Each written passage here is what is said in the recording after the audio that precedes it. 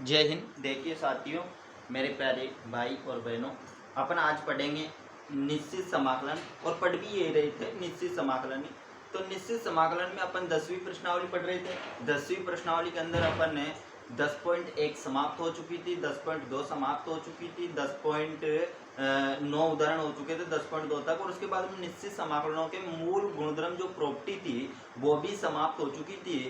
7 प्रॉपर्टियां थी, सातों प्रॉपर्टी मैंने आपके लिए बता दी। इसके बाद में अगर बात करें तो इसके बाद में मैंने आपके लिए 10वां उदाहरण, 11वां उदाहरण, 12वां, 13वां, 14वां, 15वां, 16वां, 17वां, 18वां उदाहरण भी मैंने आपके लिए बता दिया। मैंने आपसे बोला था कि property number 1, property number 2, property number 3 और प्रॉपर्टी नंबर 4 काफी इंपॉर्टेंट प्रॉपर्टी है दोस्तों। प्रॉपर्टी नंबर 4 का ही यूज अपन ने अभी तक 18 उदाहरण में किया है दोस्तों, मतलब 10 से 18 तक उदाहरण किए तो प्रॉपर्टी नंबर 4 का यूज किया। हम जानते हैं, आप भी जानते हैं, क्योंकि हमने सवाल किए हैं तो आपको पता है कि प्रॉपर्टी नंबर 4 का काफी महत्व है। तो इसका 10.3 में के अंदर भी इस प्रॉपर्टी का काफी महत्व रहेगा दोस्तों। इसलिए प्रॉपर्टी नंबर जो 34 है ये इंपॉर्टेंट प्रॉपर्टी की श्रेणी में आती है, क्योंकि इसके बिना अपन कुछ नहीं कर पाएंगे। अभी तक 8 सवाल किए अपने, 8 ही इस प्रॉपर्टी का यूज किया, 34 प्रॉपर्टी का। मैं बात करूँ आपसे, आज अपन 19वां उदाहरण देखेंगे जो कि अच्छा उदाहरण है, काफी इंपॉर्टेंट उदाहरण है, कभी कभार 6 नंबर में पूछ भी लिया जाता है। अब आप ये बोलोगे भैया आप तो हर सवाल को इंपॉर्टेंट बोलते हो। नहीं मेरे भाई, कभी कभार क्वेश्चन दे देता है, कभी कभार मुझे भी बोलना पड़ता है, क्योंकि आ चुका है ये उदाहरण, इसलिए बोल रहा हूँ कि काफी इंपॉर्टेंट उदाहरण है, अच्छा उदाहरण है। थोड़ी सी ट्रिक का यूज होगी इस उदाहरण में और कुछ भी नहीं है। तो प्रॉपर्टी नंबर है, मैंने 7 तक आपको पढ़ाई, पूरी प्रॉपर्टियां समझाई, पूरी प्रॉपर्टियों का मैंने गणितीय विश्लेषण बोर्ड पर करके आपके लिए समझाया है। यदि आपने उन प्रॉपर्टियों को नहीं देखा है, 10.1 को नहीं देखा है, 10.2 को नहीं देखा है, 9 उदाहरणों को नहीं देखा है और 10 से 18 उदाहरणों को नहीं देखा है आपने, तो आपकी प्रॉपर्टियां समझ में नहीं आएगी, आपको 19वां सवाल समझ में नहीं आएगा। क्यों नहीं आएगा? इसका रीजन इतना है कि आपको प्रॉपर्टी का अनुभव नहीं है, आपने प्रॉपर्टी पढ़ी नहीं है। इसलिए मेरे भाई मेरी बहन, एक बार जाकर के पिछली वाली वीडियो को देख लीजिए, प्रॉपर्टियों को समझ लीजिए, फिर उसके बाद में 10 से 18 तक मैंने उदाहरण किया, उन उदाहरण करवाए, उन उदाहरणों को समझ लीजिए, फिर आपको दिक्कत नहीं होगी। आपको कोई भी किस प्रकार का भी सवाल आ जाए, कौन सा भी सवाल आ जाए, आप तो बिल्कुल कर दोगे। और इससे इंपॉर्टेंट बात क्या है, मैंने महत्वपूर्ण मानक जो समाकलन 4 होते हैं अपने, कौन कौन से, एक 0 से π/2 तो लिमिट होती है उनकी चारों की, ठीक है, और log sin x होता है बराबर log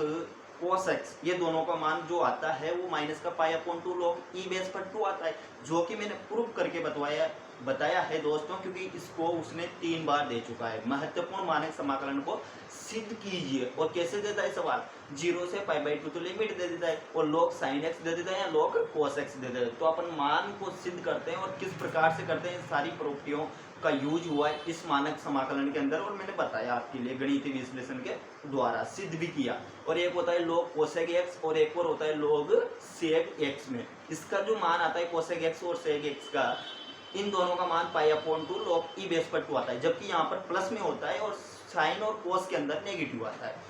महत्वपूर्ण मानक समाकलन की बात कर रहा हूँ जो कि 4 थे, मैंने 2 बता दिए। 2 की आपसे बोला था कि आप प्रैक्टिस करना, कोशिश करना, सेम टू सेम ऐसा के ऐसा ही करना है, कुछ भी परिवर्तन नहीं होगा। यदि फिर भी आपको ना आए तो आप कमेंट करना, मैं उसको भी बता दूंगा दोनों को, ठीक है। तो उनको अच्छे से कर लेना मेरे भाई मेरी बहन। और फिर उसके बाद में अगले जो सवाल थे 17वां 18वां उसको भी अच्छे से कर लेना। और आज 19वें सवाल की बात करेंगे अपन, इसके बाद में 21 और 22 सवाल इसमें, फिर उसके बाद में 10.3 चल जाएगी अपनी, ठीक है। तो प्रश्नमाला की बात करें तो प्रश्नमाला का अपन पढ़ रहे थे 10.3 पर चलेंगे इसके बाद, ठीक है। उदाहरण की बात करें तो उदाहरण नंबर अपना आज 19वां करेंगे, अच्छा उदाहरण है। देखिए 19वां उदाहरण क्या है अपना, उदाहरण 19वां क्या बोल रहा है, -a से a तक तो इसकी लिमिट है दोस्तों, और a माइनस का x अपॉन क्या है a प्लस का x, और इसके क्या है अंडर रूट, और यहाँ पर क्या है dx। और यार बहुत अच्छा उदाहरण, इस प्रकार का सवाल क्या आपने पहले किया है, ऐसा आपको लग रहा है, ऐसा आप सोच पा रहे हैं, ऐसा आप कल्पना कर पा रहे हैं, ऐसा आप महसूस कर पा रहे हैं कि इस प्रकार का सवाल आपने कभी देखा है, पहले देखा है, बिल्कुल देखा है। आपने 9वीं प्रश्नावली में देखा है, अनिश्चित समाकलन के अंदर देखा होगा, और 9.6 के जस्ट बाद में देखा होगा उदाहरण के में, ठीक है। तो वहां पर आपने 48 या 47वां उदाहरण शायद ये कटेगा, तो अनिश्चित समाकलन 9वीं प्रश्नावली के अंदर ये मिला होगा, देखा होगा, लेकिन वहां पर क्या लिमिट थी, बिल्कुल नहीं थी, क्योंकि वहां तो अनिश्चित समाकलन कर रहे थे, यहाँ तो निश्चित समाकलन कर रहे हैं, इसलिए लिमिट का उपयोग कर रहे हैं, ठीक है, अच्छी बात है। काफ़ी हद तक ये सवाल वैसे ही होगा, फर्क इतना आ गया कि यहाँ पर लिमिट आ गई, इसलिए अपन को गुणधर्मों प्रॉपर्टियों का यूज करना पड़ेगा और इस सवाल को आगे बढ़ाएंगे। ठीक है, तो अपन को बोर्ड एग्जाम में कैसे लिखना है वो सब मैं आज वीडियो में बोलता हूँ आपसे। जैसे मैं बोर्ड पर लिखूँ वैसा ही लिखना कॉपी के अंदर भी, और वैसा ही बोर्ड एग्जाम के अंदर लिख कर आना, क्योंकि लिखना भी एक तरीका होता है, इससे भी नंबर मिलते हैं। अपन को सबसे अलग कॉपी दिखानी है तो सबसे अलग लिखना पड़ेगा, और कैसे दिखा सकते हैं वो अपन मैं बोर्ड पर लिखता हूँ वैसे ही लिखना, सब हर चीज़ को उनको बताना है। अपन को अपने आप में होशियार नहीं बनना, ये चीज़ तो एग्जामिनर को पता होगी नहीं मेरे भाई। अपन को छोटी से छोटी sine square plus cos square बराबर 1 होता है, तो ये भी दिखाना है यदि इसका यूज होता है लिख करके। ठीक है, अब चलते हैं इस पर। तो सबसे पहले अपन करते हैं सोल्यूशन, और फिर आई बराबर सवाल को वैसा वैसा ही मानते हैं। माइनस ए से ए तक तो इसकी लिमिट, और ए माइनस का एक्स, ए प्लस का एक्स, और यहाँ पर क्या है ये वर्ग है। समीकरण नंबर इसको दे दो दोस्तों एक।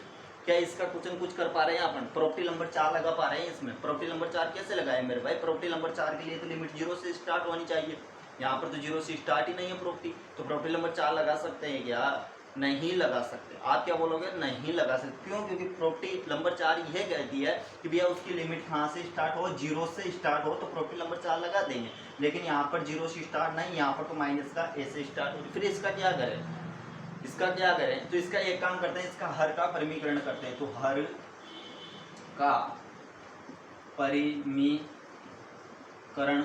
करने पर, ठीक है, ये सब कुछ लिखना है आपको। ठीक है, अब इसका हर का परिमीकरण करना है तो क्या करते हैं अपने हर का परिमीकरण में? इधर समझ लीजिए, आपके थोड़ा बहुत डाउट हो तो अपन क्या करते हैं, इनटू करते हैं ऊपर नीचे, और यहाँ पर प्लस का चिन्ह होता है तो माइनस का चिन्ह लगा देते हैं, और माइनस का होता है तो प्लस का। तो यहाँ पर क्या, माइनस का 2 एक्स माइनस का 2, बस यही हर का परिमीकरण है। तो हर का परिमीकरण करेंगे तो मतलब a प्लस एक्स का परिमीकरण करेंगे और अंडर रूट के अंदर करेंगे। तो देखो दोस्तों, समीकरण 1 से अपन चलते हैं, लिमिट है माइनस ए से ए तक, और इसका परिमीकरण करेंगे तो a माइनस का एक्स तो वैसा का वैसा ही, और ये नीचे का मान भी इसको भी अलग से लिख लो, a माइनस का एक्स ऐसा कैसा, ये प्लस माफ कीजिएगा, ये माइनस का है और ये प्लस का है। अब प्लस का है तो और का परिमीकरण करेंगे तो क्या हो जाएगा? माइनस का हो जाएगा। बिल्कुल इजी, वेरी गुड, धन्यवाद। देखिए a प्लस की जगह पर माइनस का, और नीचे क्या आ जाएगा, अंडर रूट a माइनस का x। किसी को कोई दिक्कत नहीं। और मेरे भाई तुम तो समझ गए होंगे, क्या समझ गए होंगे? देखो x माइनस का 1 मान लीजिए और x माइनस का 1 मान लीजिए, दोनों संख्या सेम है। देखो a माइनस एक्स, इन दोनों के बीच में अंडर रूट है और इंटू का चिन्ह है। तो हम ये जानते हैं मेरे भाई, अंडर रूट टू को इंटू करते हैं तो क्या था आंसर? अंडर 2 ही तो आ जाता है, अंडर रूट हट जाता है। कैसे हट जाता है सर, ये तो बताओ। अरे मेरे भाई, अंडर रूट का मतलब क्या होता है? 1/2, और इंटू का चिन्ह 1/2, अंडर रूट का मतलब यही तो होता है। अर्थात इंटू है तो क्या होगी, घातें जुड़ती है, तो घातें क्या होती है, जुड़ती है। तो 1/2 प्लस 1/2, 1/2 और 1/2 का लहजा लोगे कितना आएगा? 2 आएगा। अच्छी बात है, 2 आ गया, और दोनों को जोड़ दो तो ये 1 प्लस 1 2 हो गया, 2 से 2 कट गया तो क्या बचा? 2 ही तो बचा, मतलब यही तो मान बचा। बात समझ में आ गई आपके? बिल्कुल आ गई। तो यहाँ पर क्या हो रहा है, देखो a under root a minus का x आ रहा है, बिल्कुल आ रहा है, a माइनस का x, under root a minus का x आ रहा है। अंडर रूट से अंडर रूट तो हट जाएगा और क्या बचेगा? a माइनस का x बच जाएगा। नीचे क्या बचेगा? नीचे तो सूत्र बन गया। नीचे कौन सा सूत्र बन गया? देखो ना आप, a प्लस का b और a माइनस का b, इसका सूत्र क्या होता है? a स्क्वायर माइनस का एक्स स्क्वायर, यही सूत्र होता है। लेकिन क्या अंडर रूट हटेगा? बिल्कुल नहीं हटेगा। क्यों हटेगा अंडर रूट? क्योंकि इन दोनों के अंडर रूट है, तो अंडर रूट हटेगा क्या? बिल्कुल नहीं हटेगा। मात्र इतना ही अंतर होगा, तो इसके अंदर क्या आ जाएगा? अंडर रूट आ जाएगा। क्या चीज़ें समझ में आई आपके? बिल्कुल आ गए ना। देखो मेरे भाई, जब अंडर रूट समान संख्या होती है तो अंडर रूट को अंडर रूट से हट जाता है। ये बात आप जानते होंगे, 12th में आ चुके हैं, मैंने बता भी दिया। उसकी पावर 1/2 होती है, घातें जुड़ती है जब आधार समान हो। यहाँ पर देखो आधार समान है, a माइनस एक्स का और a माइनस एक्स का, दोनों का मान समान है, मतलब आधार समान है। अंडर रूट का मतलब 1/2 होता है, 1/2 को 1/2 से जोड़ दो तो आंसर क्या आएगा? 1 आएगा। मतलब ये तो बचेगी, पावर लगाओ या को मत लगाओ, कोई फर्क नहीं पड़ता। तो यहाँ पर देखो दोस्तों क्या हो जाएगा अपने पास, माइनस का a से a तक तो लिमिट है, ऊपर क्या बचेगा? a माइनस का x बच गया। नीचे क्या बचेगा? नीचे बच गया a स्क्वायर माइनस का x स्क्वायर। कैसे आया? अरे हम जानते हैं a प्लस का x, अरे हम जानते हैं माइनस का बराबर a स्क्वायर माइनस का b स्क्वायर, ये फॉर्मूला होता है, इसी से तो आ गया ये मान। क्या यहाँ तक समझ में आ गई चीज़ें? आप बोलोगे जी हाँ, यहाँ तक तो आ गए। इसे समीकरण नंबर 2 देना चाहो तो दे दो। समीकरण नंबर कौन सी दे दो इसे? 2। अब देखो, अब मजे की बात देखो दोस्तों, इसीलिए तो बोल रहा था कि काफी इंपोर्टेंट सवाल है, अच्छा सवाल है। अब देखो, अब मजे की बात क्या होगी दोस्तों, देखो क्या है अपने पास है माइनस का ये से, तो लिमिट आ गई। और ऊपर क्या है, देखो मेरे दोस्त, यहाँ पर इस पार्ट को अलग कर लेते हैं, ए के अपॉन में अंडर रूट ए स्क्वायर माइनस एक्स स्क्वायर को अलग कर लेते हैं, ठीक है। और माइनस का चिन्ह लगा देंगे, एक्स अपॉन अंडर रूट ए स्क्वायर माइनस एक्स स्क्वायर को अलग कर लेते हैं। देखो दोनों भागों को अपन अलग करते हैं, तो यहाँ पर तो क्या हो जाएगा, ए स्क्वायर माइनस का एक्स स्क्वायर और डी एक्स स्क्वायर, और माइनस का ए से ए तक लिमिट, और एक्स और ए भाग अपने क्या किया दोस्तों, अलग कर दिया। क्या यहाँ तक किसी को कोई दिक्कत है? क्या इसमें किसी को कोई दिक्कत है? बिल्कुल नहीं है, क्योंकि इन दोनों भागों को अलग कर लिया मैंने। ए के अपॉन में इस मान को अलग लिख दिया, माइनस का चिन्ह लगा दिया, फिर उसके बाद में इस मान को अलग लिख दिया, दोनों की लिमिटें अलग अलग लिख दी। क्या किसी को कोई दिक्कत नहीं है? अब देखो दोस्तों, इसको क्या मान लें हम, I1, इसको क्या मान लें, I2। वेरी गुड, अच्छा बात है, I2 और I1 मान लीजिए। अब देखिए, अब इधर का तो मैंने साफ कर दिया पूरा मान आपके लिए, ठीक है। अब यहाँ तो लिमिट माइनस का ए से थी। अब देखो इधर से देखते हैं आप उस सवाल को। देखो मैंने क्या मान लिया, I1 माइनस का I2 मान लिया। समीकरण नंबर 4 दे दो, समीकरण नंबर 2 के बाद में इसे दे दो 3, ठीक है। अब I1 I2 मान लिया, तो मैं सबसे पहले लेता हूँ I1 को हल कर लेते हैं। तो माइनस का ए से ए तक, और ए अंडर रूट में क्या है, अंडर रूट में ए स्क्वायर माइनस का x square D x square. किसी को कोई दिक्कत है क्या? बिल्कुल नहीं है, मैंने तो I1 ले लिया सबसे पहले, ठीक है I1 ले लो। अब आपसे मैंने पहले ही बोला था कि आपको गुणधर्म सब कुछ पता होना चाहिए। मुझे बताओ गुणधर्म 6 क्या कहता है दोस्तों, 6 गुणधर्म नंबर क्या कहता है? जब ही तो कह रहा हूँ मेरा भाई मेरा बहन, कि जब ही तो बोल रहा हूँ मैं कि पीछे की प्रॉपर्टियों को अवश्य देख लेना, उन वीडियो को अवश्य देख लेना, ताकि आपके सारी चीज़ें समझ में आ जाए। और मेरे बहन मेरे भाई सब्सक्राइब और लाइक भी कर लीजिए चैनल को, और अपने दोस्तों के साथ शेयर भी कर दीजिए, चाहे वो बीएससी का हो, एमएससी का हो, 11th का हो, 12th का हो। मैं सारी मैथ्स यहाँ पर पढ़ाता हूँ। आपको किसी भी प्रकार की कोई भी दिक्कत है 12th की बुक पे, तो आप कमेंट कीजिए, मैसेज कीजिए और मुझे बताइए। मैंने कुछ वीडियो में नंबर भी दे रखे हैं, और मेरे यूट्यूब पर भी है नंबर, तो वहाँ पर व्हाट्सअप नंबर पर मैसेज कीजिए, मुझे बताइए यहाँ पर समस्या है, मैं पूरी कोशिश करूँगा वो समस्या का हल करने की, ठीक है। तो आप सब्सक्राइब तो कर रहे हो, हाँ कर लीजिए, ठीक है, अच्छी बात है। गुणधर्म प्रॉपर्टी नंबर 6 क्या कहती है? प्रॉपर्टी नंबर 6 क्या कहती है कि आपके पास ए से माइनस ए तक कोई भी एफ ऑफ एक्स फलन है, ठीक है, तो भैया इसको 0 कर दो। मतलब वो ये कहती है कि ये 0 से ए तक प्रॉपर्टी हो जाएगी एफ ऑफ एक्स। ये कब होएगा? ऐसा तब होएगा जब एफ ऑफ एक्स क्या हो दोस्तों, सम फलन हो। कौन सा फलन हो? सम। और यदि एफ ऑफ एक्स विषम फलन कब होएगा? तो विषम फलन का तो उसमें मान डायरेक्ट दे रखा है कि 0 हो जाएगा। आप प्रॉपर्टियों को देखना, एक बार किताब में भी देख लेना, आप मैंने वीडियो में बताइए देख लेना, वो यही तो कहता है कि 0 से ये इसकी लिमिट 2 आगे ले लेते हैं, तो सम फलन कहलाता है। जबकि विषम फलन का जो मान होता है वो तो पूरा नेगेटिव होता है, 0 होता है, माफ कीजिएगा नेगेटिव नहीं 0 होता है। तो ठीक है, अब यहाँ पर प्रॉपर्टी नंबर 6 का ही यूज करूंगा मैं। तो क्या कर दूंगा दोस्तों, इसके अंदर 6 प्रॉपर्टी का यूज करूंगा। क्यों कर रहा हूँ 6 प्रॉपर्टी का यूज? क्योंकि यहाँ पर एफ ऑफ एक्स जो है वो क्या है अपने पास, सम। सम क्या है? सम फलन है, सम फलन है ना। तो प्रॉपर्टी नंबर 6 का यूज कर रहा हूँ इसमें I1 में। क्यों कर रहा हूँ उसका रीजन आपके समझ में आएगा, क्योंकि गुणधर्म नंबर 6 प्रॉपर्टी नंबर 6 का यूज कर रहा हूँ, क्योंकि फलन जो है वो सम है। सम फलन है तो ये चेंज हो जाएगा, किस में चेंज होगा? एक बार पेन चेंज कर लेते हैं, है ना। देखो अरे I1, अब देखो यहाँ पर एक चेंज हो जाएगा, तो 2 ए को बाहर ले लो आप, इस ए को।